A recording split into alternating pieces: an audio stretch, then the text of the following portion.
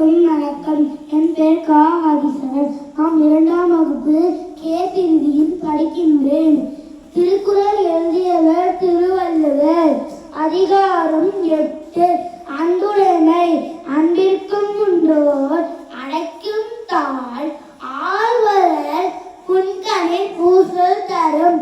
அன்பிலார் எல்லாம் தமக்குரிய அன்புடையார் என்னும் உரிய பிறருக்கு. அன்போடு இயந்த வழக்கு எந்த ஆள் உயிருக்கு என்போடு இயந்த தொடர்